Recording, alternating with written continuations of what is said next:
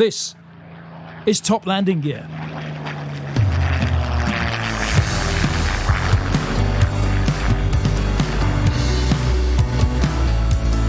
Cleared for takeoff.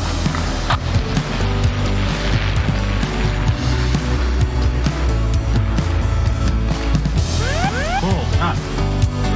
Pull up. Pull up.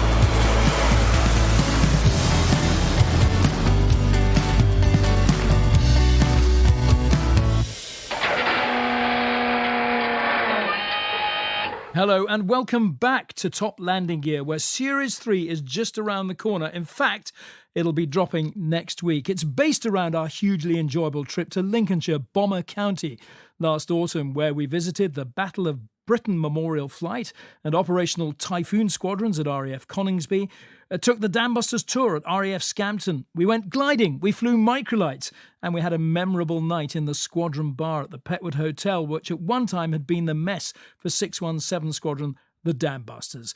Our very first episode is going to be about the Lancaster and about one in particular, Just Jane, which is being restored to flight at the Lincolnshire Aviation Heritage Centre at East Kirkby.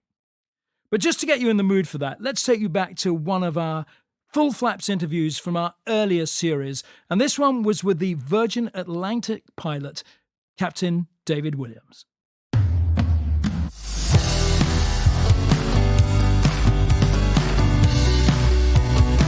Welcome to Top Landing Gear and to our full flaps episode all about the Queen of the Skies, the Boeing 747 jumbo jet, the aircraft that transformed air travel when it was introduced 50 years ago and is now sadly being laid to rest. Our guest this week is a man who knows all about the 747. He's David Williams, a captain at Virgin Atlantic, currently on the Boeing 787, but before that he flew the 747-400. But David's time on the aircraft wasn't without incident, and in 2014 he hit the headlines when he nursed a jumbo back to Gatwick just minutes after takeoff with only part of its main undercarriage deployed, and was hailed a hero. Of course, pilots train for all manner of emergencies, but training is one thing. What's it like when it becomes reality? Well, let's find out. David, really good of you to join us. Thank you so much. And for coming to our studio. I think the first guest who's actually dared come to the studio to meet us all. Excellent. I prepared questions for David Williams, sorry. I got the wrong end of the stick. I'm sure. Yeah. So, met us all. James, obviously, Roy, Jez and me, Rob. Clearly, it seems like you're a Boeing man through and through. You flew 757s with Monarch originally. Yeah. So, yeah, on the commercial side, I've always flown Boeings. So, Boeing 757. That was at Monarch Airlines. And then they also had a 767 there, but primarily on the 757. So, I did quite a few hours on that. And then I went across to Virgin and started out on the... in the ground school, we started out on the Classic. And then the 747 Classic. And that's the edition with the flight engineer, which is sitting behind you. Yeah. But actually, we got into the simulator stage, or just prior to the simulator stage, and there was a requirement for the pilots to be trained onto the 747 because they had about 4 new planes arriving. So unfortunately, I didn't fly the Classic. I then went straight onto the 747. But, do you wish you had? Yeah, I think so. It would have been, it would have been nice, but also, in hindsight, it'd be great. But with the current situation at the moment, you know, moving on to an older fleet is always a bit precarious. So you try and keep on to the current. Missed out on flight engineers showing you the best bars. Is that, as a flying experience, is that completely different having another body? I think so. I mean, when I was in Monarch, they brought in the DC-10. They had an Airbus A300, and then so in older aircraft, but they had DC-10 come in, and that garnered some support in terms of moving across there. But it was obviously a DC-10 is quite an older aeroplane, and I think it was for the people who historic flyers who go across there and have a bash at it. But again, it's fairly precarious, to go across to a fleet which is quite old. But the DC-10 had a flight engineer. Yeah. What was the conversion from a 757 to a 747 like? Because one thing that strikes me is that you are sitting in a 747 flight deck a great deal higher than until the A380 came along, than any other aircraft. Yeah. So Boeing have designed these planes so when you move across to the cockpit, you're in a cockpit, you're in an office, and the design of the plane, you could sit inside and you could pretty much navigate yourself around the controls. If you're on a 777, on a 787 or a 747, you could pretty much gauge where you are, where the systems are, the hydraulic systems, the electric systems, the fuel systems. You would pretty much have a good stab of where you're going to put your hand to or where you're going to cast your eye to. So when you get into the books, it's fairly good. It's fairly straightforward. In terms of the elevation of where you are in the flight deck, yeah, that's a big difference. It's the 7.5 is fairly low down, and then 7.3 was lower than that. And actually, the 787 is fairly low down as well. Yeah. But the 7.4, you really were a fairly majestic sort of flying carpet position on the airfield. And you'd sort of glide around it, and the engines, the 4 engines behind you, you could hear the engines, but you certainly wouldn't have that sort of ground rumble as you do on the aircraft where the nose gear is directly below you or just slightly behind you. Do you feel quite detached in a way? Yeah, in some ways you do, and especially when you're going down the runway with a full chat of power on. You sort of glide down the runway, and although you have that power behind you, you certainly have that feeling of gliding down the runway, and obviously when you're on approach as well, even in stiff crosswinds, and it's a really nice platform to work at. And compared to other aircraft you've handled, where does it sit? Well, it is a great plane to fly, to handle. The 7.5 was a sort of sports car, big engines, RB211 engines on it. The 747, obviously 4 engines, very very easy to handle, to turn, and once you're inside the flight deck, you're sort of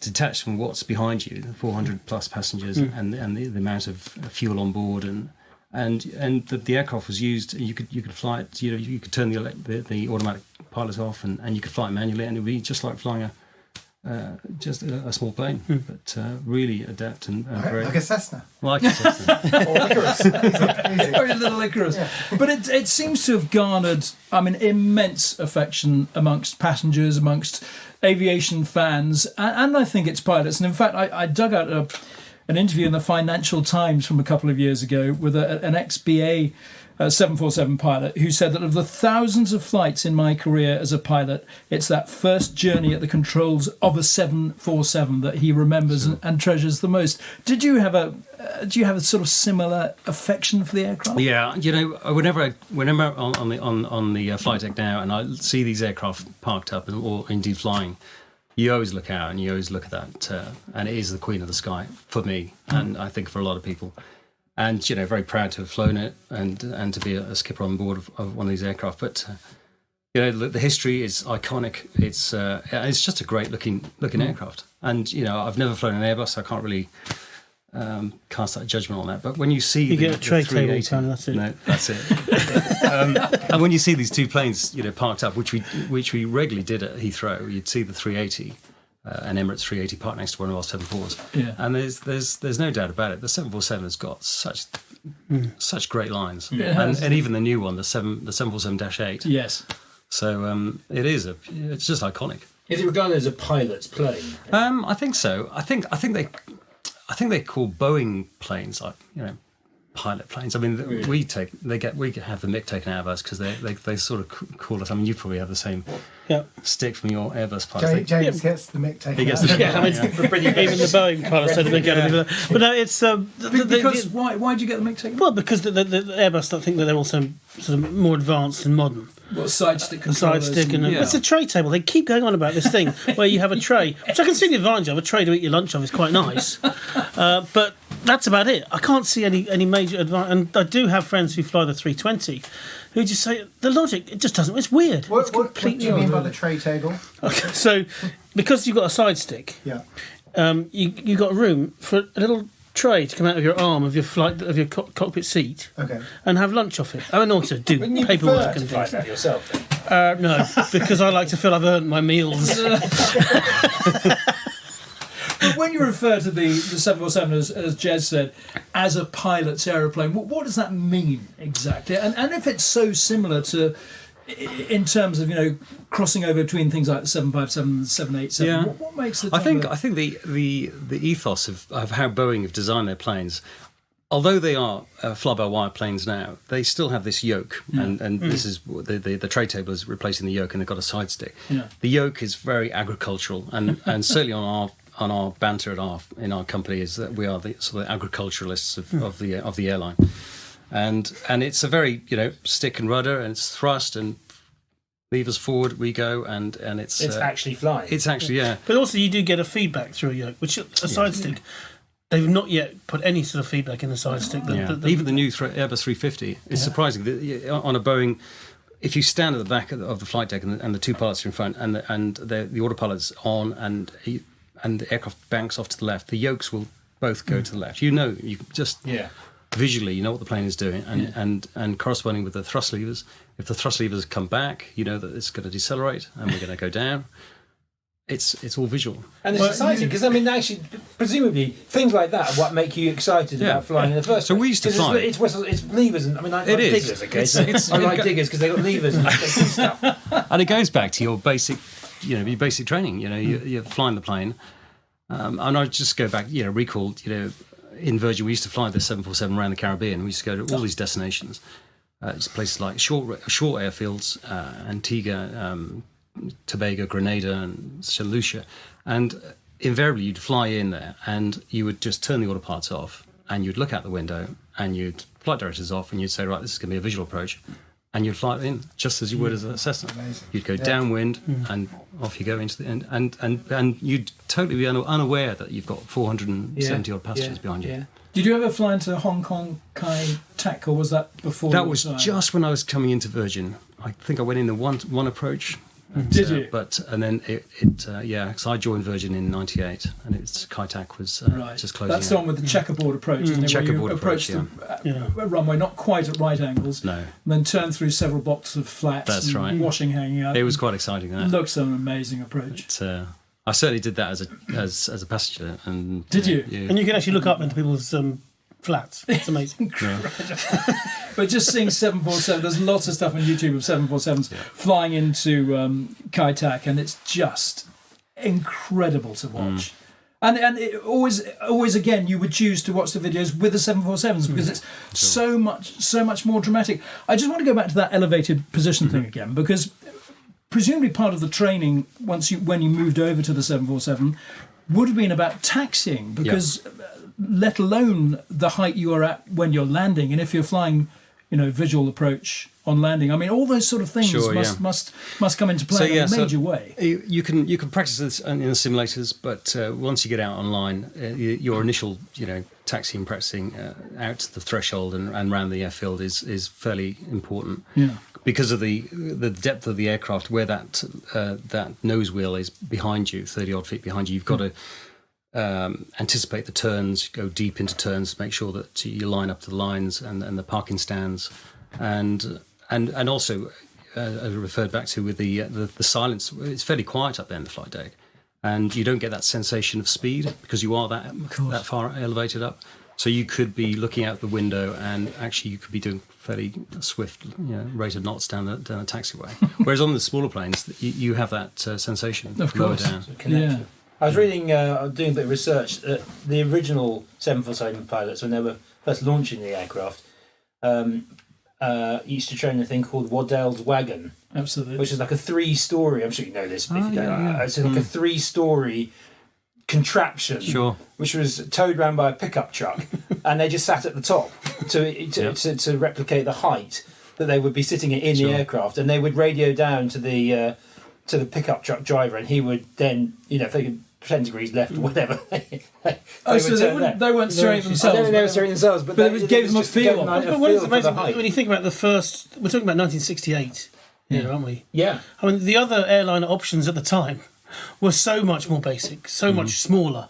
Well, this was twice the size, wasn't it? Twice the capacity. So the next one down was the 707? Yeah. So if you see a picture of the two, I can't believe the 707 is even a 4-engine aircraft, because it looks dwarfed. Well, Boeing who very nearly went bust in developing the Jumbo, and they needed a lot of government help. But in order to build it, they then had to build the biggest building in the world to be the factory to build it in, because it was just so massive. And is it still the biggest building? That's a By really volume, good question. it is. Oh, well By done. volume. Yeah, And I think the Pentagon is the biggest by footprint. Okay. I think by volume. And that's Everett, is it? Everett Yes. Field, yeah. Yes. Yeah, This is yeah. on my. This is And do you know why it's called Waddell's wagon? after Jack Waddell, Well done. the First test pilot. first test pilot. Well Wasn't he the designer? No. done. No, that was Jez. Who was the I designer? haven't done that bonus man for my facts, but I might add it in cleverly. And in fact, the co-pilot Brian Weigel, I don't know quite how to pronounce it, actually passed away just last week. Really? Yeah, on that first flight. But it was really troubled early on with the Pratt & Whitney JT9D JT9s. engines, very, very underpowered. And I think it really struggled in the sort of early development phase before finally getting airborne commercially in January 1970. 97, yeah. Yeah. 50 years. Yeah. What were the It is preferred? What have most airlines gone for engine-wise? I think... Oh, jeez. Or like some of those political decisions? Yeah, It's about I think- 50-50, isn't it? I mean, if you Yeah, look we've at- got... Well, we had CF9, CF6s. Made by they. the General Electric. General Oh, Electric. okay, right. And then And there was there's the the RB211, 211s, which was... yeah. Yeah, Rolls. yeah, Rolls, Yeah. which was on the 757, actually. Oh, was it? In fact, that's the same sort of core design of a lot of these, the Trent engines. Yeah, as the well. Trents, which are huge, aren't they? Yeah. So before we started, you were referring to some of the aircraft that are being decommissioned, having their engines removed and the original engine. So what? A, that's quite interesting in itself. So maybe you could talk about that. But what happens to the engines that are removed? Are they able to be slotted into something else? So engines. So for example, if you were to buy an aircraft and take the engines off Rolls-Royce, my understanding is that the Rolls-Royce you don't buy the engines, you lease the engines, and so those engines are the property of Rolls-Royce, and they will monitor those engines and make sure that you're looking after them. Yeah. So when that aircraft is decommissioned, those engines will go back to the owner, which is Rolls-Royce, and so that aircraft will then either move on to its next owner, and then they'll source the engines for that. So the aircraft, as bought from the factory, would have It's just no the engines. airframe, yeah. It's just a shell. It would it would be the airframe. Yeah. But the engines are an option. Which engine option you take, and then The engines are an You option. then- No, I won't have an engine. you then go to the to your engine manufacturer and say, "I'd like 4 of these," and you either Which is a double-edged sword, because if you have a good designer aircraft, say for example you take the 787 now, which was a great, very futuristic, very advanced aircraft, Yeah. very high, carbon fiber wings and all this sort Yeah. of stuff. Boeing designed the aircraft way into the future. It came into production. It encountered a few problems with the airframe, Yeah. which they've resolved. But majority, unfortunately, they had a lot of problems with the engines, and they're Rolls-Royce engines. But of course, they get bundled up in the same in the same envelope, and the Dreamliner then becomes a problem aircraft. Yes. Right, But actually, it's right. not. It's the engines have had the problems, which unfortunately is Rolls Rolls-Royce. Were they? But is it cracking? well, yeah, I don't know. I think they're getting to the grips with the problem now. So I was watching a documentary actually recently about Rolls-Royce aero engine division. It's fascinating, but it is. It's probably the same with all engine manufacturers. I don't know, but they are. You say they're keeping an eye on the engine throughout the life it spends with the airframe. Yeah. But I mean, they literally are following. the The readings are being fed back while the aircraft's in flight. Whenever aren't they? you're turning the engine on and running engines, the processors on board are monitoring the engines. And back at base, and probably at Wharton, they've probably got Yes. a big computer system running with all these engines parameters. We quite often send Absolutely incredible. a message to our engineers saying we've had an issue with an engine, and they'll come back with "I know." That's the way we're at the moment. The engines talk autonomously to the engine company. God, it is amazing. Can I say this is not just limited to aircraft? Because my excavator, Oh, hello. I have a telemetry system on that feeds back, and it says when the engine started, what temperature it's running at, how many No. hours it's clocked up. It's extraordinary. So this technology probably has come out of military or commercial aviation. Is available almost anywhere for anything now. It's really Well, you made clever. the agricultural analogy earlier, didn't you, David? Well, there you go. There's a link. You see, straight away. That's phenomenal. Yeah. Were you sad when you heard that the Jumbo was in for very early sad. retirement? Yeah, Were you? very sad. Yeah. No, it's an iconic aircraft, and you could see that it was time limited, and with these new aircraft coming in, the twin engine, very efficient aircraft. That was the way forward, and I think on the triple we burn half pretty much what a Jumbo was, or just over half what a Jumbo was burning for the same route. Right. The 7.8 I think is about 2/3 of what we burn. Gosh. yeah, it's a really phenomenally. But not such a high Efficient payload? No, so you got a much lower. We in our 787s we've got 260ish passengers. So with a heavy fit leisure fit 747 you could fit up to 475. And if you wanted economy through the whole, it's over 602, I think it is. So that would be 2 or 3 flights on a 787. Yeah. So in fact, But you still, it doesn't work quite as much as putting 3 7.8s on for one Jumbo. And you've got to bear in mind, you've got to fill these planes. yeah. So, when you go to Orlando in the summer season, you can fill them. But off season, you're flying these planes half empty with 4 engines running. That is a lot of fuel. Yeah. And even though the leasing costs might be low, and all these planes you might have bought them fairly cheaply, the running costs are astronomical. Yeah. Yeah. So the writing, you were saying the writing has been on the wall for a while. How long had the writing been on the wall for the 747? How much had that been accelerated by COVID situation? I think the actual 747 program, in actual fact, its development onto the Dash 8. I think the Dash 8 was a sort of breath of fresh air. We all, as pilots, were hoping that Virgin, as an airline, and I'm sure British Air were the same, were hoping that their management would look out the window and say, that's exactly what we want, because we enjoy flying it. It's an iconic plane. It was a great plane, very fast. Yeah. To us, you could move massive people around. Fastest commercial airliner still. Fastest commercial, I think wasn't it recently beaten by a 787 or Well, a the 7.8 Airbus? got the record Something. for across the Atlantic yeah. with a ridiculous tailwind. Yes, that's When right. Storm Erica, whatever it was. That's was right. coming. Yeah. So VC10 and the Jumbo, fastest. Pretty. So I mean, so the wing on the 747, I think it's a Mach 8.5 wing, and we cruise around 8.5 on the 7.8 as well. Triple's about 8.2, 8.3. 8.2, yeah. So it's, 8.4, yeah. It's extraordinary, isn't it, for the shape of a Jumbo? Because it's bulbous, but amazingly it's pretty for its bulbousness, and yet is the quickest. It's quick. It's bizarre in a way. I don't understand why that would be. Aerodynamics. Well done. I knew that was the answer. I was just putting it out there. James, that's a great answer. Well done, David. So, look, what about the incident? The day, back in December 2014, you were departing Gatwick we were departing. So we were on our way to Las Vegas, which I and actually aside this, I wasn't actually supposed to be on the flight, which is just the ironic thing is, I requested a trip over the New Year and I didn't get it, and a colleague of mine got this trip, and I called him up and said, "Can I swap trips with you?" And we did the swap. So I got myself onto this plane, this doomed aircraft, and so we took off prior to New Year's, and we were heading to Las Vegas. So we got on board. It was a full aircraft, full crew, full aircraft with passengers, and we had cargo on board and everything. Daughter?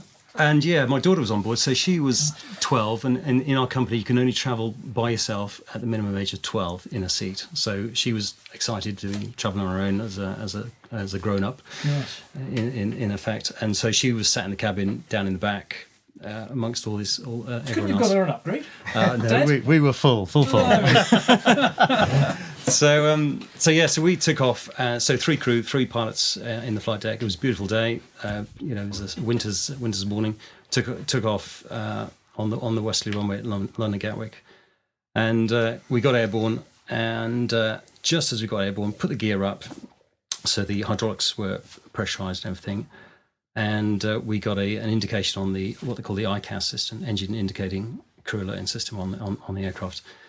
And we noticed there was a hydraulic system low pressure. So we continued the departure, and then subsequently we got an extra few more messages detailing what the problem was. Is that something you would have expected to be able to continue with?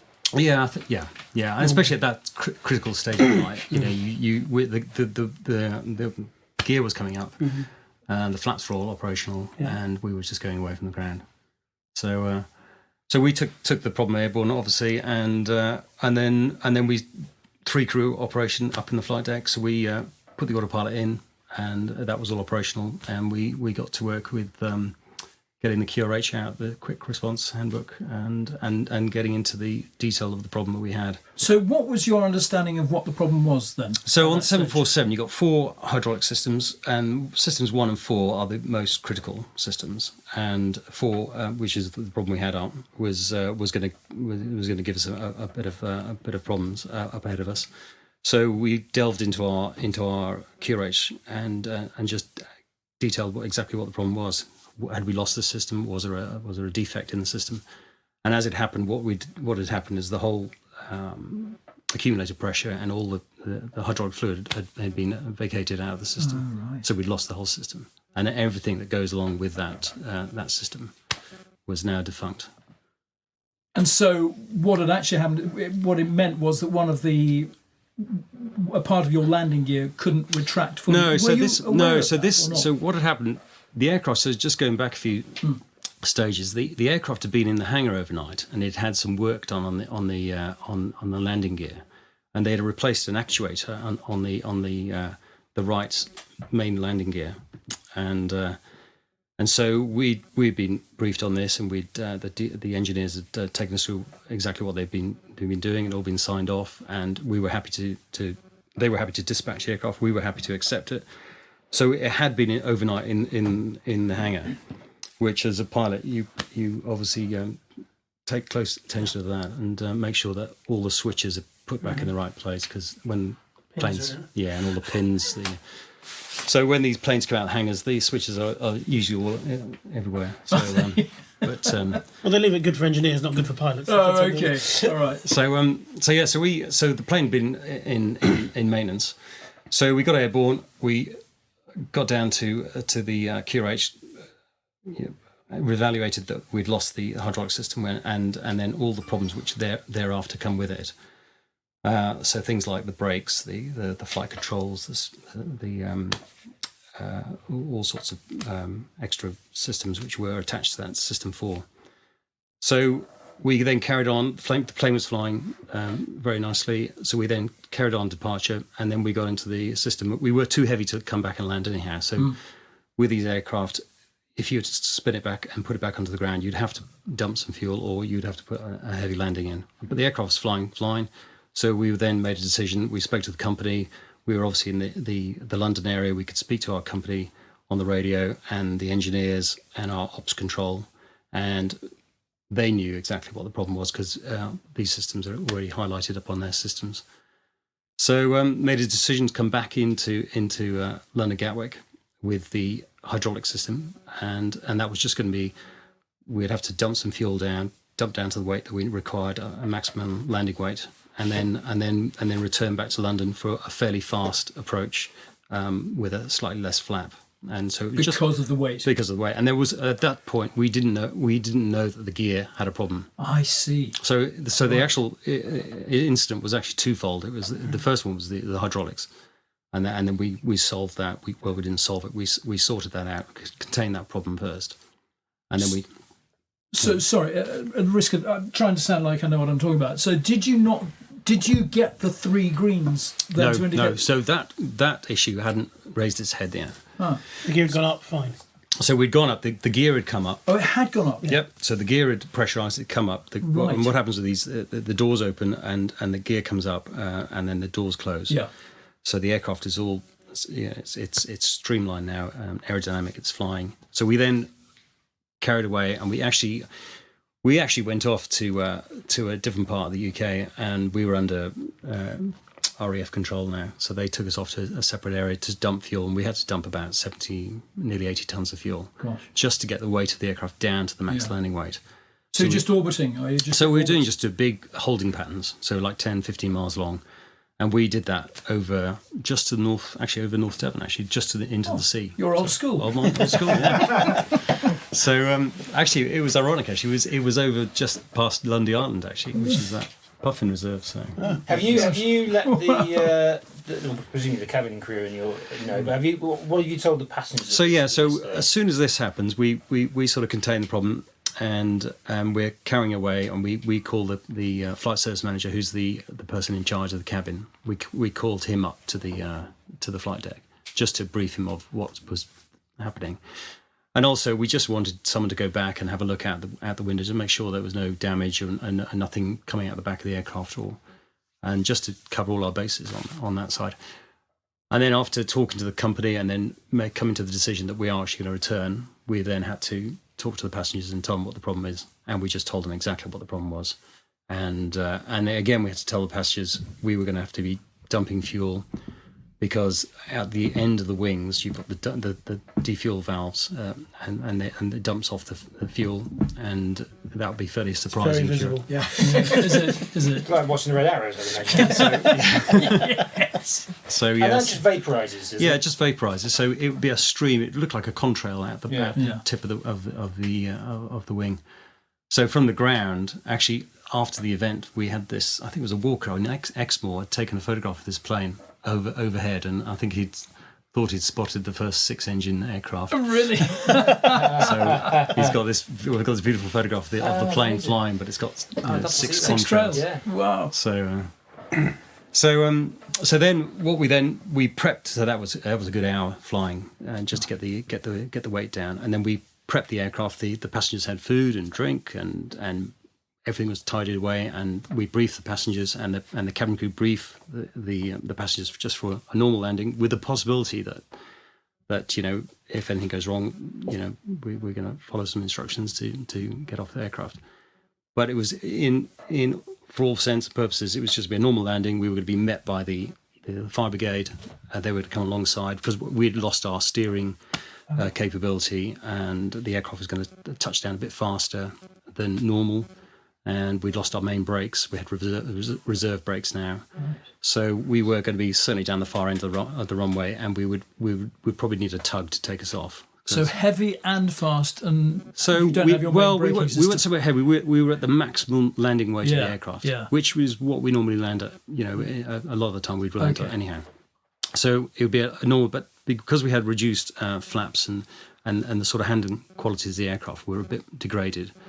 We had the backup systems, which were operational, and then we had other things like alternate systems for the landing gear and steering. So and the brakes was in the alternate system as well. So we had all these backup, and this is why the Boeing is such a great plane. It has so much redundancy. So anyways, we flew back in, and we asked for a very long finals, so we could do all the alternate flaps and the alternate gear, and.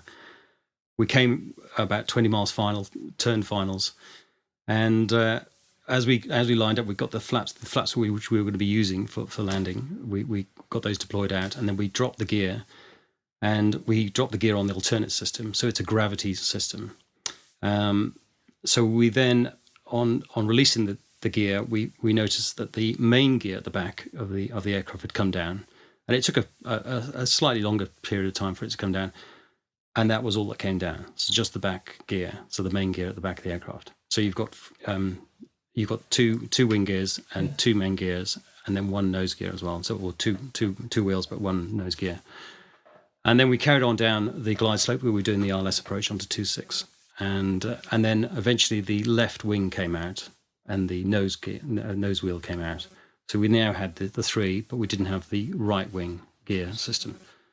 So we carried on down the approach, hoping that this would eventually come out, and it was just a hang up in the length and deployment of the gear. Yeah. But it never did come down. So we carried on down the approach, and then made the decision low down to, and we called the town. We said, look, we're gonna break off the approach, but we're going to do a flyby, and we've got no vision of what is going on underneath the aircraft.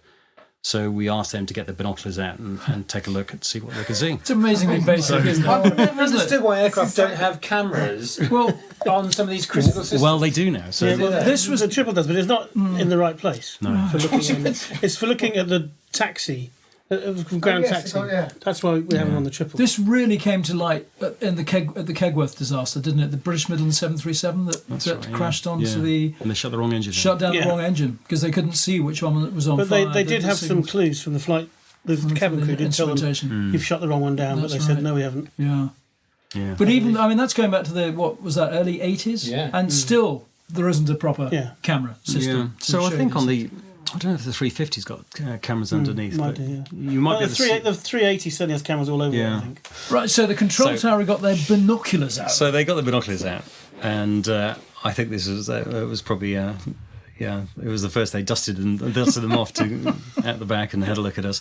So anyway, we flew down the centre of the runway, and we then broke off to the left and we went south, and they had a look at the undercarriage, and indeed they confirmed, you've got a problem underneath. There's one of the gear is not. It looks like it's hung up on the aircraft.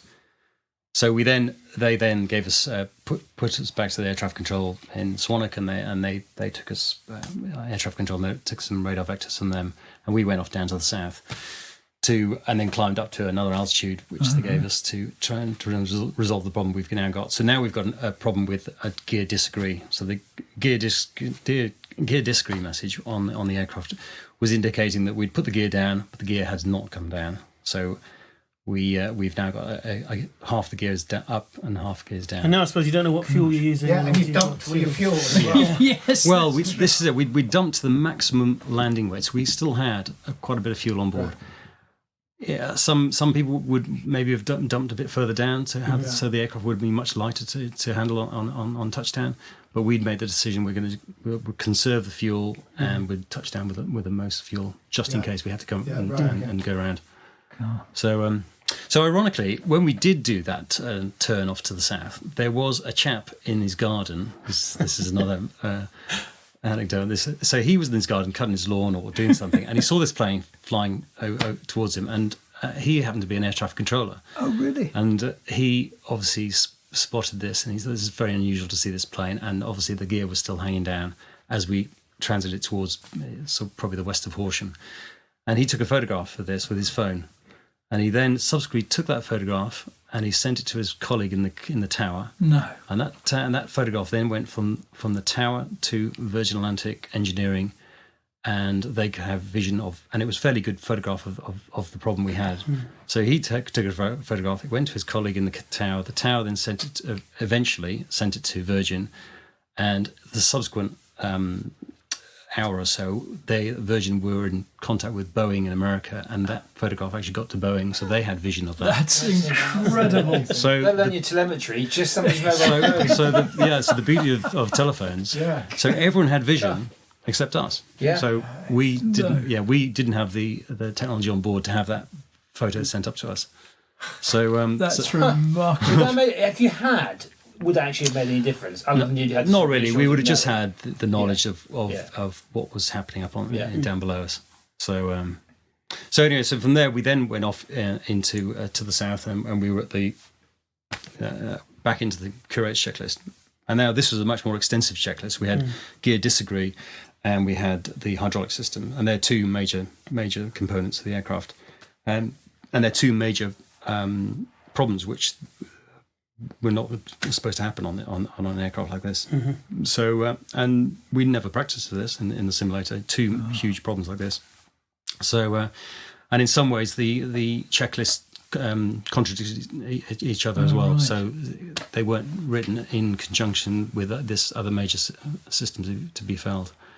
So, so we certainly had our hands full. What's your feeling at that moment? I know you're highly trained.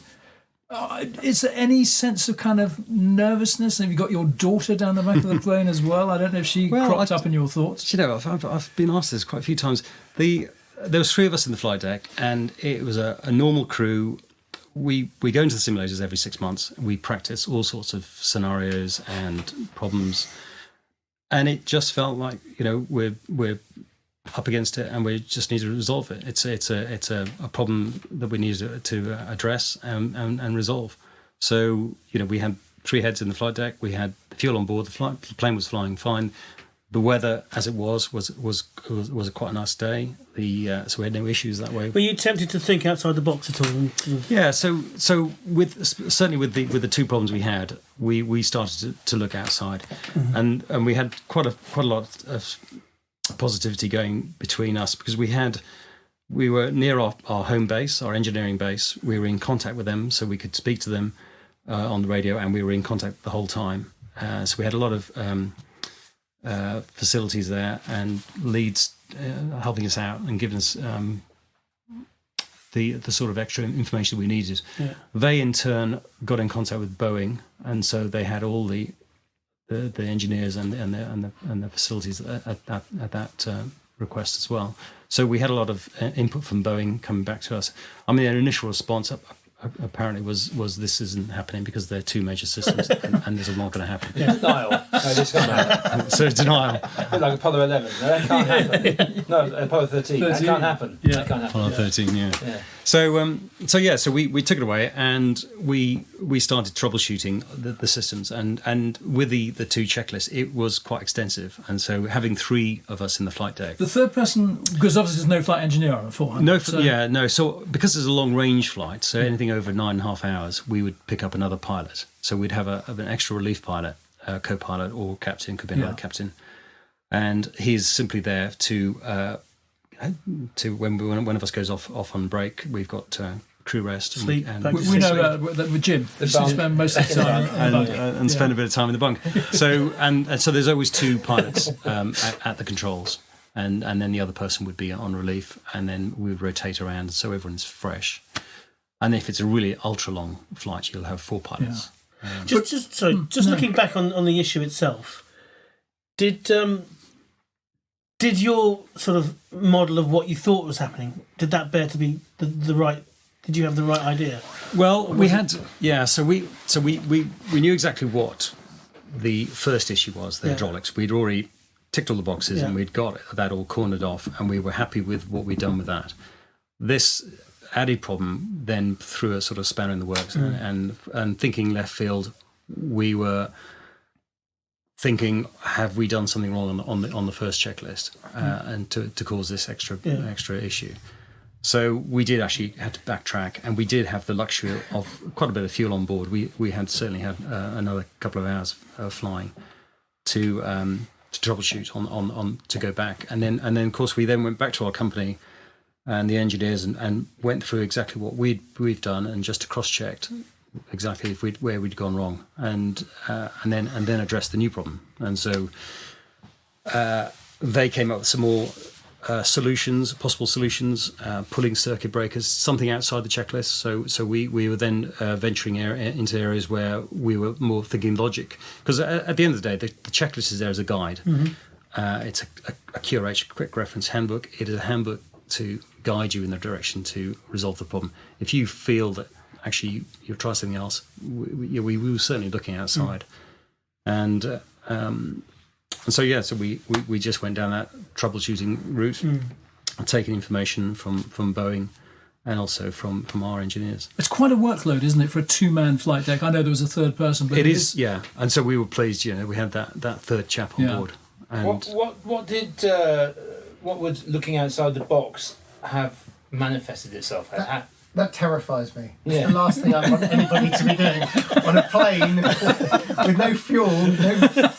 I'm thinking Memphis, but I want one of you out there with a winch. Yeah. So sorry. So in terms of what? So you said what you said. James said, had you thought about going outside the box? So if you went away from the checklist and outside the box, what would that entail? So there's what were your options? Well, there's other options there. So having dealt with the primary system on the hydraulic system 4, which linked with it as a whole host of other brakes, flying controls, flaps, gear, and we were looking outside and thinking, had we gone down the right, maybe we'd made a mistake on one of those options. and was there a possibility of we'd been using the alternate systems? Should we repressurize the system or try to repressurize the system? And as it happened, the company and certainly Boeing came back with a few extra checklists, which was certainly not in the QRH and in the systems, where they got us to pull some circuit breakers and recycle different systems on the aircraft just to try and release the gear which was stuck up. And as it happened, and how they had seen the photographs, the doors underneath, it's like a concertina door, and the gear was stuck on the door. The concertina door had tried to come back, and the gear, which is just over 2.5 tons of gear, was sitting on the concertina door. So an option which was outside the box was suggested by Boeing was to come back into London Gatwick and do a touch and go, and a touch and go is to come back down and put the aircraft down fairly solidly on the ground to shake that. Sorry, is there another way of putting the aircraft down? Yeah, no. So, James, there's so much for you to learn. You should spend some time with David. So that was one option, to come back in and try and shake this out. And we don't practice that, and I certainly in Virgin we don't. Yeah. But with a full load, the high risk, that is high risk. So we decided not to do that, and we then went down the route of the aircraft needed to be shaken around a bit to try and shake this gear out. So the connotations of that is quite immense. They wanted 2G, which is 60 degrees, 60 degrees bank to the left and right to try and shake. 60 degrees is quite. Is that done quite quickly as well? Yeah. So with a big plane like a 747, you've really got to move the controls, and if you go over 45, A, it starts shouting at you, and B, that feels weird in an airliner doing 45 degrees angle of bank. Yeah. And you look outside, and we were at 7,000 feet to 9,000 feet. You still see the fields, and the fields are Suddenly much closer. Well, they're just at a different angle, and at 60 degrees you're hanging out, and you've got 400 passengers and on 400 pounds. So prior to doing that, so we took all the information from Boeing. They said, right, this is what you need to do. You need to do the turns, and you do it for a fairly constant 15-20 minutes doing this, left and right to try and shake. So what we were trying to do is try and shake the gear off the concertina doors, and the doors would hopefully just fold back, and the gear would just fall down with gravity. You were doing this at 7,000 feet over land? Over land, yeah. We were actually just off between the land. It was we weren't over Brighton, but we were just off to the west, east of Brighton. So you've told your passengers, having everything been kind of okay, things are quite so okay, and we're now going to pull some basically like being the pit special. We're going to do some wingovers. Is it basically almost a wingover? So they're going to be feeling double the weight. Yeah, so it's 2G. So it was 60 degrees banks. Right, I'd be fascinated to know who makes that announcement and what the reaction from. So and this is probably a good time to be separated from the. Yeah. I mean, throughout the whole flight, it was we just told the truth. Yeah. We told exactly what the problem was. We briefed the passengers, we briefed the crew, the hydraulics system. We told them exactly what was the problem, and now.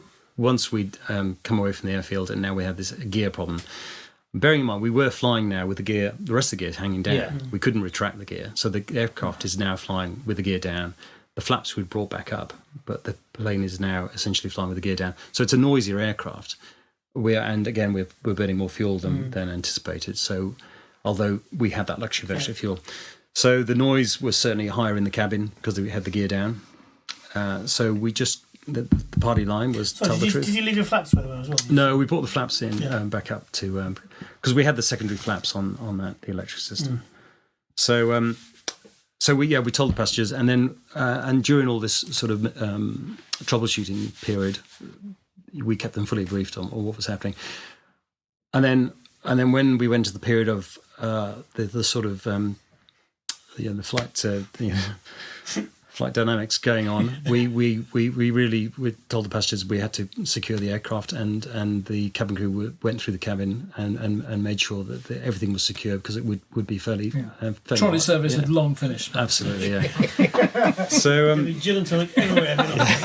so we then so the aircraft was secure, and we proceeded 15-20 minutes of this flying and to the side, left and right. And that's not something you practice anyway, is it? No, we don't practice that. As a pilot, I mean, not forgetting your passengers, but just the fact you've actually gone through this however many 100-ton aircraft around, is that, I mean, if you were doing it with it wasn't an immersion, would that be quite exciting? Yeah, it was. To be fair, it was fairly exciting. It was, we don't get to do this. We certainly, when you fly, like I mentioned earlier, in the Caribbean, you fly visual approach. It's very challenging, and it's very satisfying to fly and to handle the airplane. And the 747 is a very nice plane to handle. It responds very well. So when we were put in the situation where we had to do this, it is a very responsive airplane. It does have a fairly bit of lag, but when you actually push to take this aircraft over, you're not normally expected to take over to those sort of degrees. It was quite challenging, and in the flight deck it was fine to start with. After 15-20 minutes, it was getting fairly tiring for us in the flight deck. So you could imagine the people down the back of the aircraft and halfway down would have felt that. And how were you? You were over land, but away. You wouldn't have known if that gear had come down, except by doing another flyover. Well, I think we would have felt the gear come down. We certainly would have had the indication. Right. The indication on our screens would have come down to the 3 greens. We then, subsequently, after we did that, we did go back in to have a flyby, just to have a look, and the tower to have a look. Was that down at Southampton? No, we went back to Gatwick. So we were staying in the Gatwick zone, and so we did that for a bit. We went back into the airfield to have another look at the systems, and nothing had changed. We went back out to the area, and then Boeing then came back to us with another procedure, which they came up again thinking out the box. This time climbing up to an altitude, and you probably do it in your training, will be bunting the aircraft over Negative G. No. So as you come down to 4,000 to 5,000 feet, you then bring the aircraft into level flight, but then go back to a climb. So the weight of that gear is pushing down onto that concertina door, which with a gear weight of 2.5 tons should push that door off, and the door would then just it wouldn't fall off the aircraft. It would just fall down and hang down, and the gear would just sit down beside it.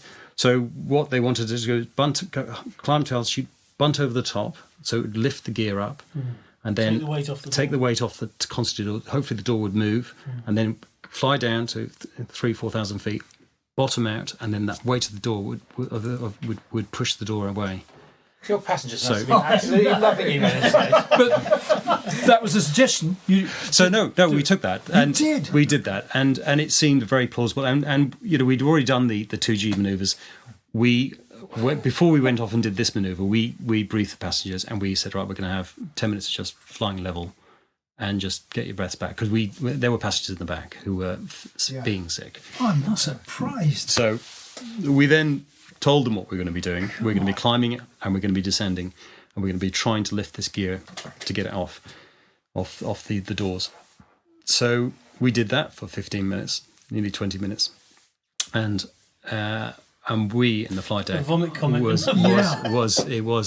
felt sick in the flight deck. Did you? Was there an area of the aircraft that you would have, the sensation was worse? Down the tail. Front and back. Yeah, the tail would have been probably the worst. Oh my goodness. So the cabin crew had their hands full with passengers. But Literally, yes. So God. But the passengers, they were great in terms of they were. Well, you don't know. They're miles away from you. we were certainly in touch with the crew, and the flight service manager was, he was very good. But so we did that again, and there was no joy in that. So we'd done all the bits and pieces, and then we were now towards the mid-afternoon, and that time of year, the sunset was around about, I think it was about 6ish or so. So we'd done all the checklists, we'd been back over all the figures, and this was looking like an end game now. We'd have to put this aircraft down somewhere.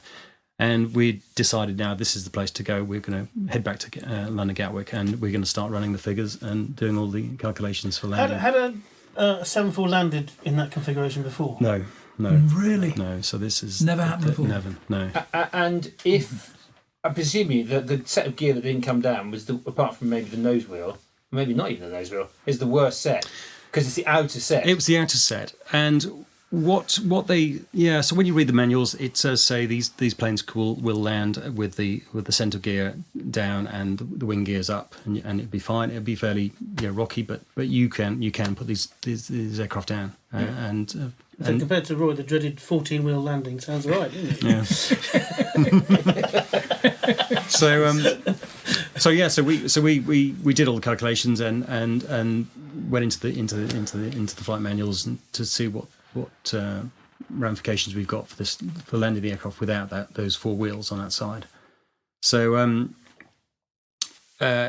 we then headed off into that. We had Boeing doing the calculations, our engineers down on the ground doing calculations, our operations controls doing their calculations, we did the calculations. And then as it happened, we all came with our figures, presented them, and they all sort of coincided. We then did a briefing of a fairly extensive briefing of how we're going to be expectations of the handling characteristics of the aircraft on short finals and on touchdown and the flare and stuff.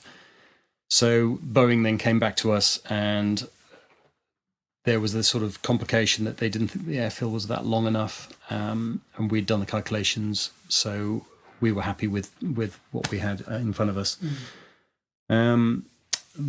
The feeling was that we would probably tip over to the side, and it was the right-hand gear which was missing, so we'd probably hit the grass, or the engine would touch the ground on the right-hand side, and with that friction and that sort of impact, the engines under the wings are designed to, if they come heavy contact with the ground, they are to come off, and they just the pylons would just snap off, and they would. But with that, we were expecting, and we briefed for this, that inner engine to come off and maybe hit the fuselage on the right, and then the ensuing there'd probably be a bit of fire, and we'd probably come off to the right hand side of the airfield and evacuate. So there's nothing remotely routine about this. So we've now gone from a routine problem returning back to the airfield to a slightly more complicated failure, a double failure now. To now we're coming back for a full emergency landing. So we've now escalated our checklist to an emergency checklist. So we've on the aircraft on the 747 with Virgin, we have an emergency checklist. So we head off into that checklist, which is on top of all the other checklists. So the cabin then has to be hiked up to a much greater extent of alertness, and so they've got more things to do in the cabin, brief all the passengers, because the likelihood of an evacuation was pretty high.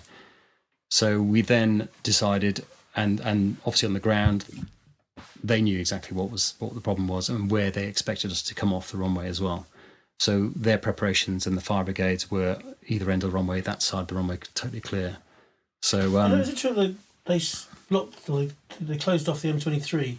Yeah. So after the event, I didn't realise this until after the event. When an emergency comes back into the UK or into an airfield like that, an action plan is activated, and so you've got the police, all the first services they get hiked up, so all the doctors and nurses get called into the hospitals. Certainly with us, we had over 475 passengers, or people on board the aircraft. Red Hill Hospital, the A&E beds were all emptied. Everyone was pushed out. The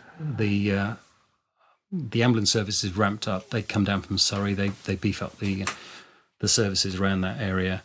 The police come into they are beefed up around the airfield just so there's no complications, and all the fire brigades are beefed up as well from Crawley back into the airfield. So this is all going on whilst we're just flying around the sky. Hardly. So yes, there's a lot of, and of course there's lots of people flying into Gatwick, and there's a lot of diversions. So I think EasyJet took quite a handful of diversions. So although whilst we were flying around, there was people landing, and the majority were diverted. So you've got this action plan going on at Gatwick, and actually when we did come on our final approach into Gatwick, the M23 I think was closed because that is the quick escape, this quick route to the hospital is up that. That was from, the reason from the for the airport. closure. That's the reason for Right. the closure. Wow. So we were unaware of this. So this is all going on. Amazing. Oh, that's very impressive, isn't it? So had you at any stage requested foam be put down on the runway? No. There's indication that doesn't help really. Really? The foam down on the runway at all. No. So I don't think we've had a foaming system for years now. Really? Since about the 90s. Oh, is that right? Yeah. Because It's better to describe it. I don't think it makes any difference. Makes no difference really. Okay. I mean, these planes, you could with the gear up, you can land them and make a mess, but you could still walk away from the aircraft. Yeah. So, so all that activity is going on the ground, which we're totally unaware of. So, but we in the cabin and the aircraft was prepped now for a full emergency landing, and so our criteria now and our goal was to land before it got dark, because we between us pilots we decided the highly likelihood we're going to be evacuating. We don't want to be evacuating in the dark. So that's the last time you have people running out, because we're going to have injuries no matter what, and the injuries come with the evacuation. So if we're going to evacuate, let's do it in the daylight, at least we can see where we're going. And there's been many accidents where the fire services you may survive the crash, but they get run over by a fire brigade. Oh my goodness! And So then I there's think the Asiana in San Francisco. in San Francisco. Oh yeah. So we put the line in the sand. That's when we knew when sunset was. We were going to land 10 minutes before that, and so we were starting to formulate our plan to come in, and we then fed it back through the cabin, and we then had our sort of time schedule, and we're doing a sort of our own sort of briefing system where we just rotate around our time schedule and actions and requirements and what we're looking at, and just feeding in off each other what we're missing out, and talking to the guys on the ground, cross-checking our calculations and all that sort of stuff. And then there was a few other bits and pieces which the handling of the aircraft wasn't the normal handling because we'd lost the System 4, so the flying controls were very sort of spongy. Are you flying manually? We were flying with the autopilot, but we were going to land manually. So we certainly took the aircraft off the automatics, and so we were flying. When we did the manoeuvres, we were flying it manually, the up and down and the 2G manoeuvres. That was all manual, and it was certainly the aircraft was definitely the pitch and the roll was not normal. Right. So and that's symptomatic of the loss of the System 4. So we knew that when we got a touchdown, the roll control, that the elevators, the flare wasn't going to be the same. Oh gosh. And we didn't have the main brakes. We didn't have the speed brake. The speed brake was going to come up manually, but it was going to be delayed. And the speed brakes on a 7.4 is crucial. Like all these spoilers on the top of the so all these swept wing aircraft, the speed brakes are on the upper surfaces. They dump the lift off the top of the surface, and they're really important. So as soon as a touchdown, those pop up, and so if they don't pop up, the plane will either go into a sort of ground effect, and with a big wing like that, it'll cushion out. And even though it's a huge, heavy aircraft, it'll cushion onto that sort of just a sort of bubble of air, and it'll glide down the runway, and you're using up all that sort of landing space. So Boeing then came back to us and said, you need to put. They pointed out the obvious, that you need to land at the beginning of the runway, which Thanks, Ed. which helped. Which, although we just now normally on a touchdown, you'll have the piano keys and you'll have this touchdown point 1,000 feet in, which is the white lines. That's where we normally touch down. Boeing now were saying you want to touch on the piano keys, which may sound straightforward, but actually that is quite a big change as a pilot, because the aspect when you look out the flight deck is totally different now, because we're now flying below what they call the glide, the instrument landing system. So the aspect of the runway is a bit lower down and flatter, So to get those main gear, which were way behind us, 60 feet behind us, to touch down on the piano keys at the beginning of the runway meant that we'd have to fly below the glide and fly a bit slower, or not slower, but lower down and onto the runway. So that again was a thing we had to brief, and we don't really practice that. God. No. The other things, so that was a thing that they'd really mentioned. Obviously, they didn't think that we'd had enough space to brake, especially with the alternate brakes and the manual speed brake and the manual reverse and all that sort of stuff. So they then said, "Can you do a touchdown, a Boeing? They called it a Boeing touchdown, which is a solid touchdown."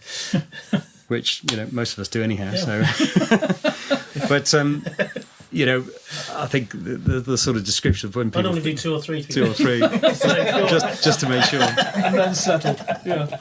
Yeah. I think the sort of analysis of someone's landing, if it's a really squeaky touchdown, well, is that a good landing or not? If you've used up 2,000 feet of the runway and you've made a nice peach of a landing, well, is it good? And you run off the other end, but.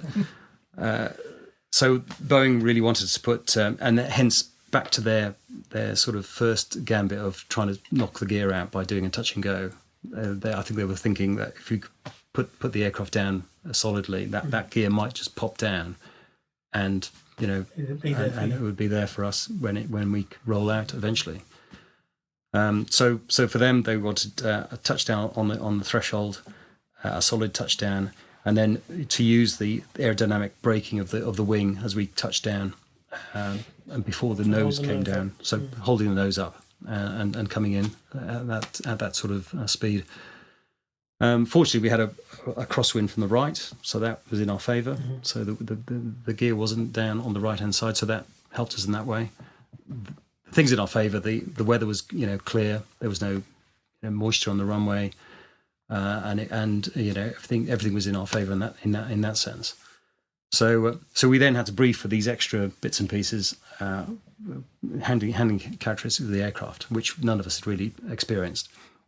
And then between the three of us, I was flying the plane. The first officer would be doing he'd be doing the speed brake, so he'd be deploying the speed brake because that was going to.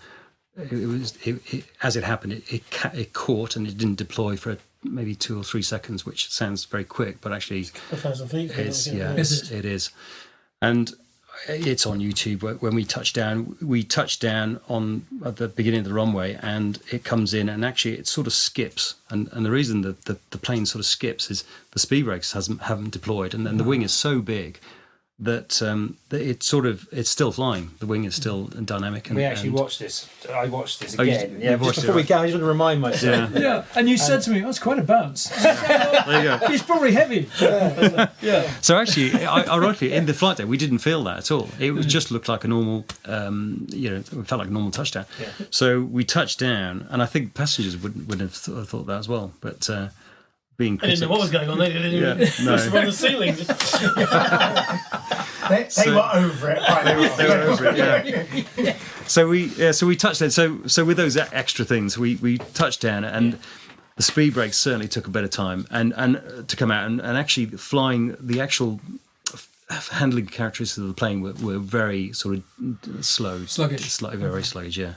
And so the sort of it wasn't a normal. So Did it feel like it wanted to tip? Right. Well, yeah. So we touched down, and actually the flare, the sort of the elevator control wasn't that cracking. It wasn't that responsive as well. So the actual flare was delayed a bit. Yeah. But we touched down, and then we held the nose up quite a long time until all that sort of speed dissipated. And then as the nose dropped down, and of course we are up at 36 feet or so. The nose came down, and as you look down, the coaming normally would come horizontal.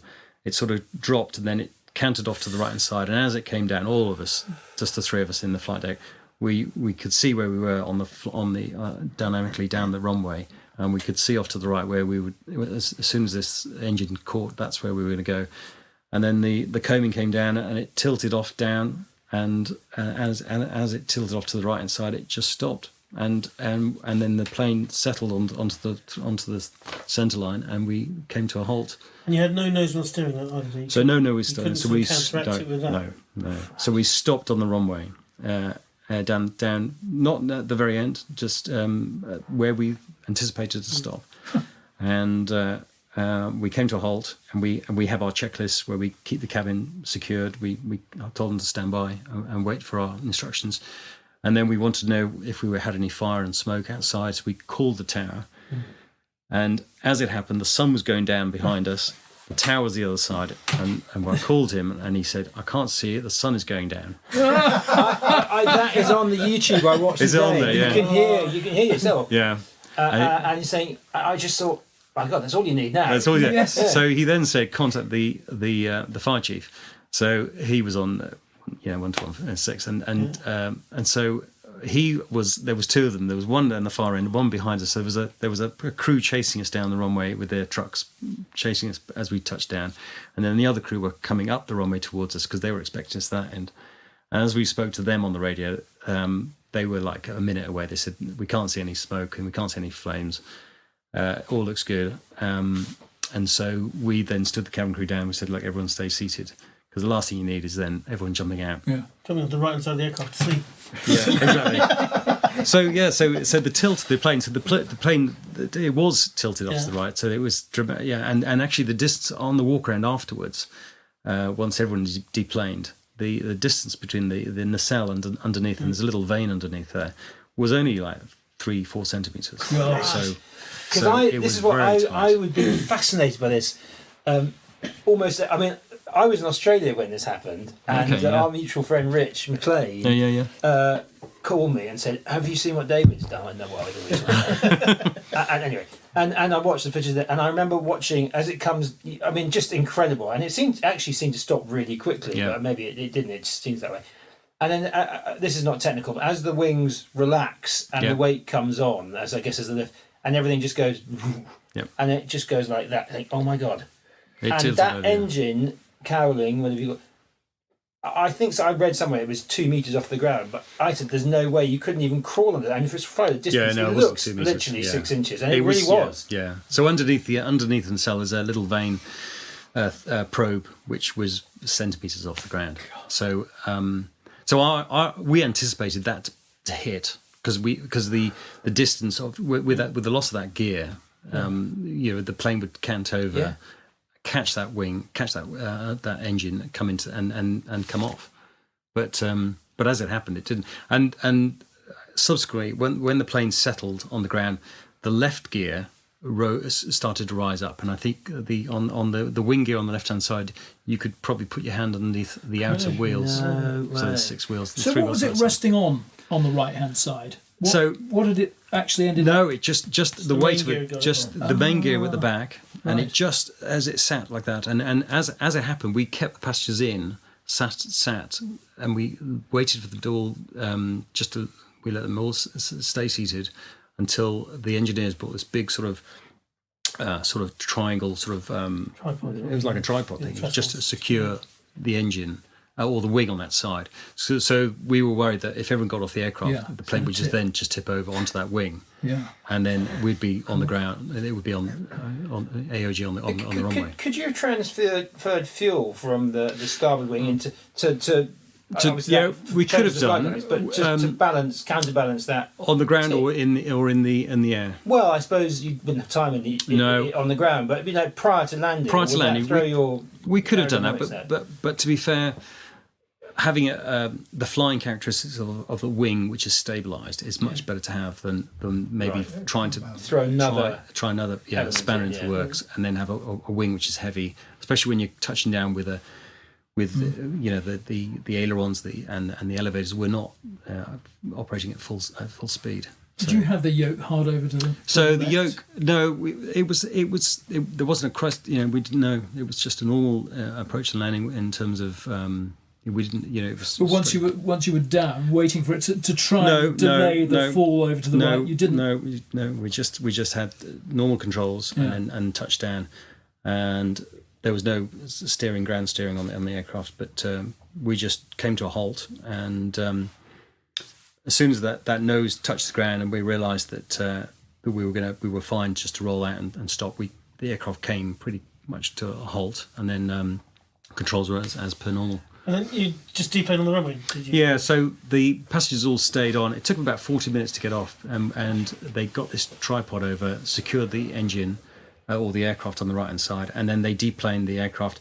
And they did it in this sort of systematic way from the back of the aircraft across, and then ending up with the people at the front left-hand side or front right-hand side back off.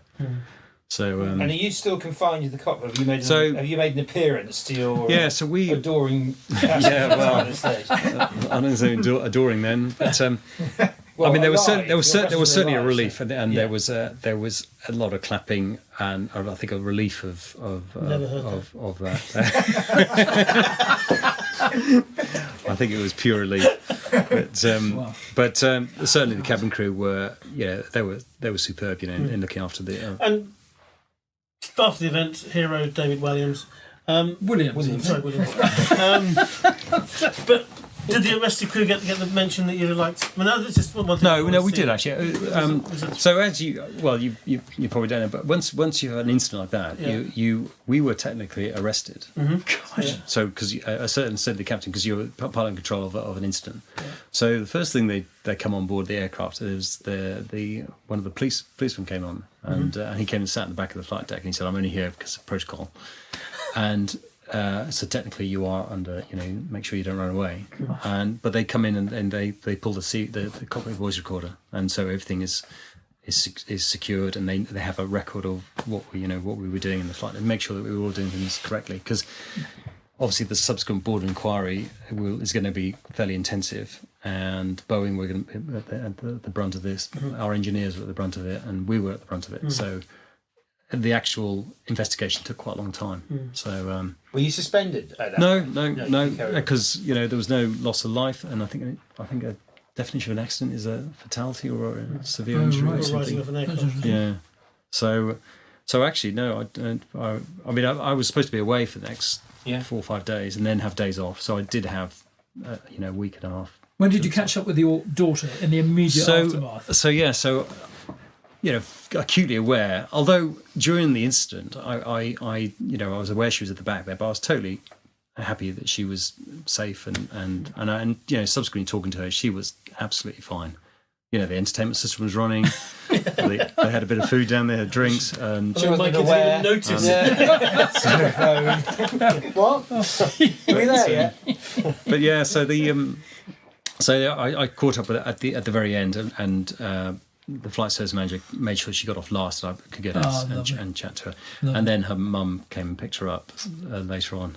But then from that point onwards, it was all in the hands of Virgin Atlantic crew and the ground staff. And of course, they'd had that 4 hours, 45 minutes of preparation, and everything was in hand. The hotels were ready. The passengers were looked after really, really well. And indeed, they flew the next day, mostly. Yeah. I think there was all those passengers made Vegas for New Year. Wow. So this was the 29th of December. It was the 29th, 29th, yeah. Yeah. So, but you managed to close down the airport, obviously, for a while. Yeah, 3 hours closed down. Oh, they got the aircraft off. That's quite quick. They got it off, and that plane was flying within that month. They changed the door on the and the actuator pin was refitted. Was a wrongly fitted.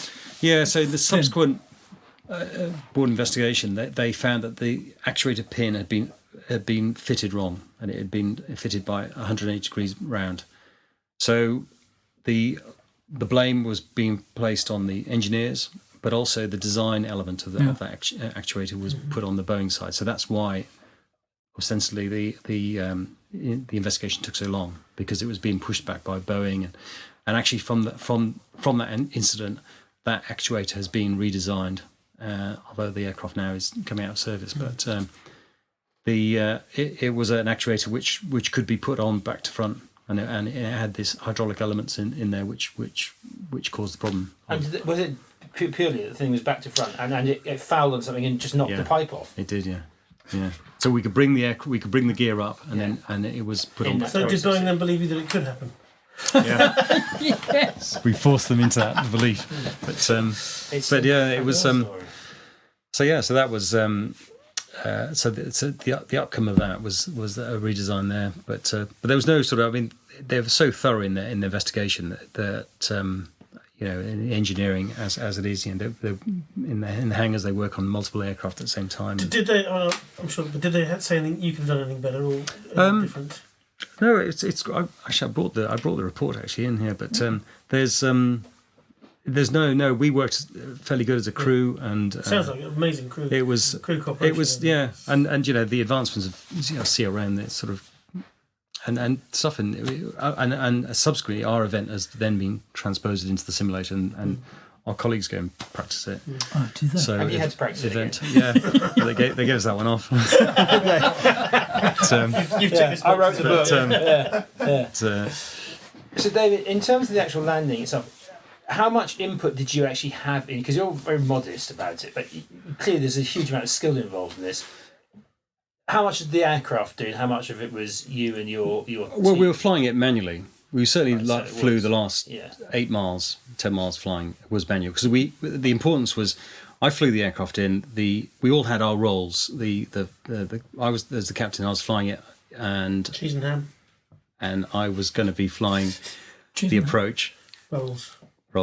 and then the first officer had his duties was monitoring my performance and making sure that what we'd briefed was what was happening. We were going to be flying lower below the glide slope, touching down in an unusual position, monitoring the engines, monitoring all the aspects of the flying, and then the guy behind, the third pilot, he was monitoring the overall situation, but also his other duties were he was running the emergency checklist, which called for 1,000 feet, for telling the cabin crew to stand by the stations, and then at further on lower down was the brace, and then making sure that these calls were going out to the cabin. So just keeping them dynamically aware we were on the flight. But actually, lower down in the approach, you get into the grips of the aircraft, make sure that everything is flying, and it's as you expected. And then touchdown and the flare it's all just as it was, and as you can see on the video. Yeah. So and you can see where the flaps, the speed brakes don't come up, and it takes that little time. But it is Were you scared? I wouldn't say scared. It was just like a simulator, and You wanna do the best, don't you? you want to do your best, and everyone says you just want to do your best and get this thing on the ground, and we knew the calamity which was ahead of us potentially. We were briefed, we were ready for the evacuation, we were going to evacuate, and we were going to make sure all those passengers get off the aircraft, and we had our plan, we had it all up our sleeve, what our individual roles were going to do. We were going to get off the aircraft, we were going to help the passengers get out, make sure I was going to be the last person off the aircraft, make sure everyone was off there safely. Yeah. And we were prepared for the worst and hoping for the best. So I think all of us, scared. We were certainly in the zone. Yeah. Thankfully we hadn't flown all the way to Vegas and then been confronted with this after a 10-hour flight, to have that sort of fatigue levels as well to be thrown in on top of that. We were relatively fresh. So we'd only been flying for 4.5 hours or so. So it was, we didn't realise it was all on TV, and all the stuff was happening down below. People being called out of their houses, to go to work, and doctors and nurses and all that sort of stuff. We didn't know that. So after the event, did they let you go home, or what's the? So So what happens? It's quite important to keep the crew together and to diffuse the sort of, obviously, being a cabin crew member down the back, they're not in control. They're in control of their job. They're not in control of the aircraft. So it was very important for them to, all of us to get together and just diffuse our sort of emotions. And it was, everyone, you hold up quite a lot of stuff, after an event like that. And it's quite important that you don't just go home and back to your, your flat could be living on your own, and suddenly this sort of high, intense afternoon, you need to sit together and talk about it. And so decompressing or something. Decompress, yeah. So we actually, the company kept us all together. I didn't. Although I live fairly close to the airfield, I didn't go home. We went off to a hotel. They got us rooms, and before we actually got to the hotel, we had a lot of debriefs. We had the Air Investigation Board were there. They were detailed interviews, single interviews with each pilot, and then a group interview, followed by single interviews with all the cabin crew, and then a group interview. So that took us a while.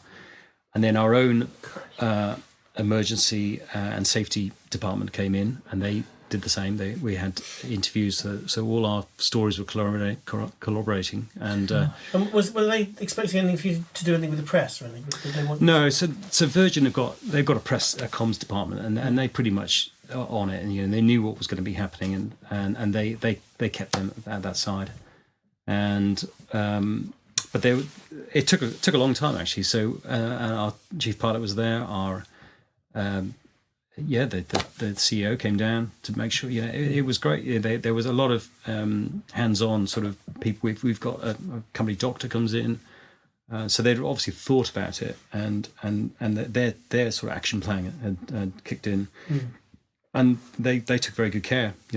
Emotional care for the crew and stuff.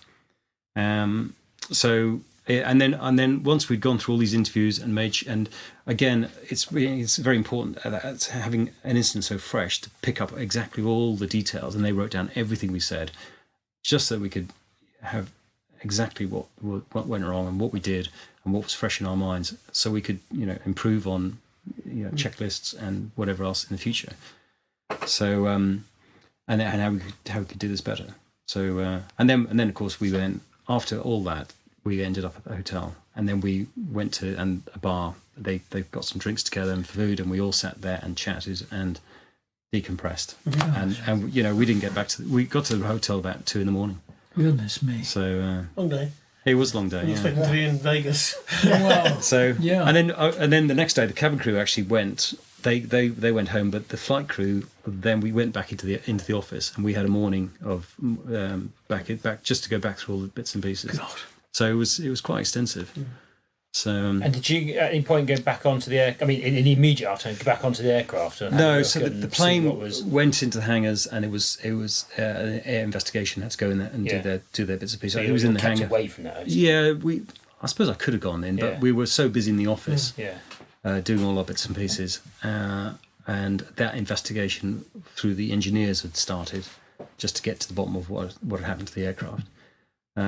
And from my knowledge, I think the plane was serviceable within 2 weeks.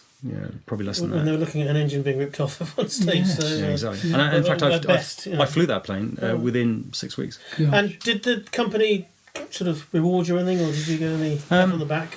Yeah, medals? They were good actually. They kept us all. The crew we were rewarded. We would get together. We had a night out in London where they put us in a hotel, and they had. Yeah, they did what they could. Free flight somewhere. Lots of free flights. But, and what about the engineers? The responsible were they? So again, they went through the sort of rigmarole of the AAIB, and they've got their own sort of network of checks and balances they have to come up against. So there was no one sacked or anything, but there was certainly. Different. Was it eventually down to one person, or was there a shift? Or no? There was as it happened. There was a shift change. The work had started, and it's a bit like the classic holes in the cheese. The accident at the end, and it all sort of lined up. The plane went in during the day. They started the work on this actuator. It was a procedure which they'd never done before. There were items of equipment which were very specific to that job, which they needed to borrow from different suppliers, and it was a fairly hefty piece of equipment, like 85 kgs of actuator, which they manhandled in. And then they had a shift change, and it was at night, and then they had work on other planes going on. So it was all that sort of added to the ultimate. And then the checklist didn't call for a test of the system afterwards, which was a Boeing checklist. So once you'd fitted this actuator, you would have thought that let's just test it. But actually, testing it was quite crucial. You'd think. So, but I think testing on a huge landing gear system, quite a big job. You've got to jack the plane up. You'll jack the plane up. 300-ton airplane up. I mean, that's top landing gear, that isn't it?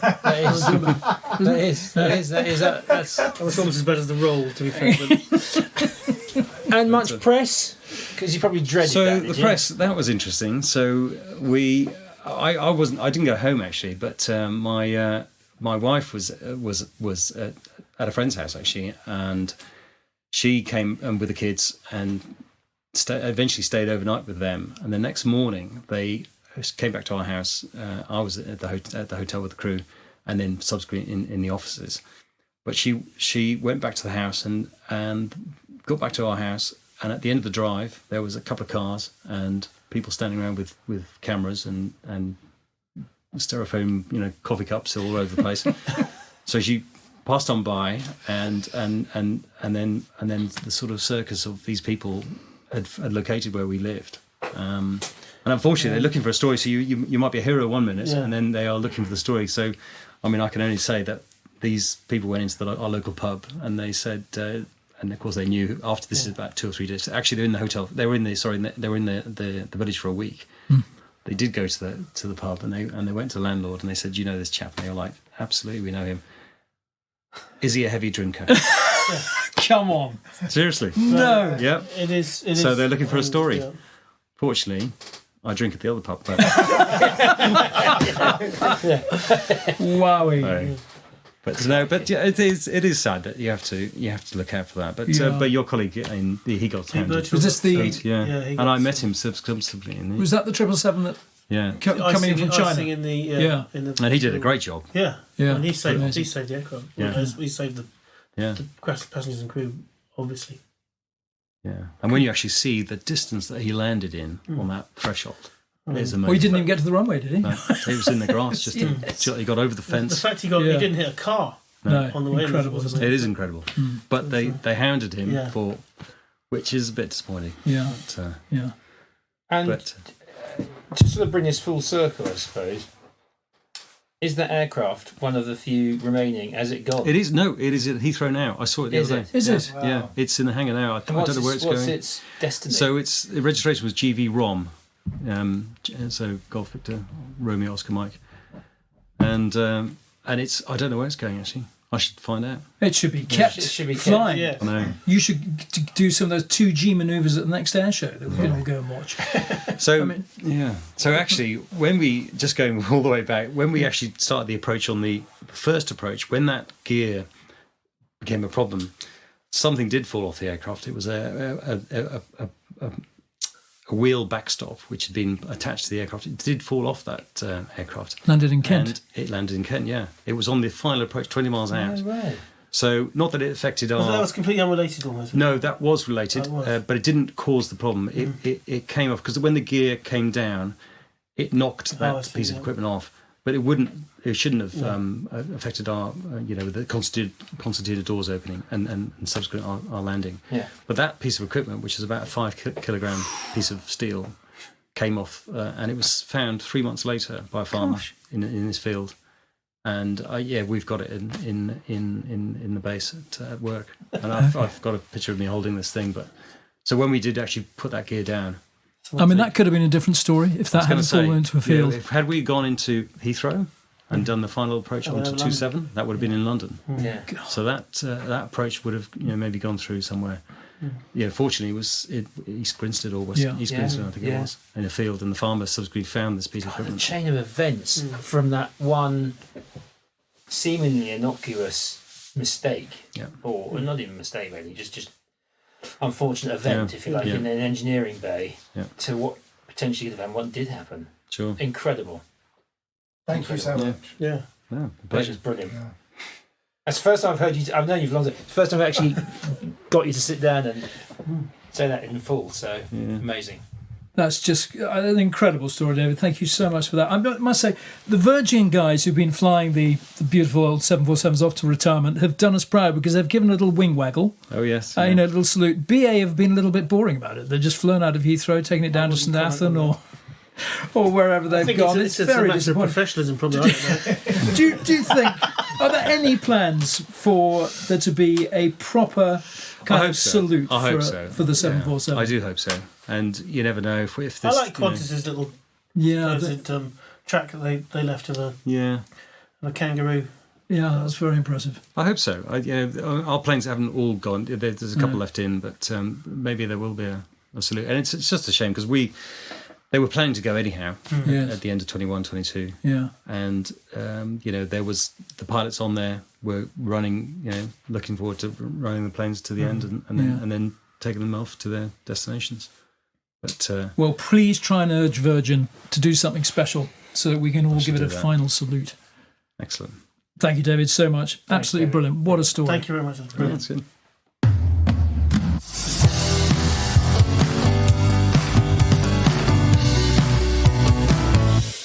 Thanks so much to David for a truly memorable interview. And don't forget, you can hear our tribute to the 747 in our main podcast, which is already up and running. And remember, you can get in touch with us on Twitter, Facebook and Instagram at Top Landing Gear. And do email us with your questions for our expert James Cartner, info@toplandinggear.com. That's info@toplandinggear.com. 2 Gs. And however you're listening to us, please do recommend us to your friends and family, and do leave a review, especially if you've enjoyed it. In the meantime, thank you for listening, and bye for now.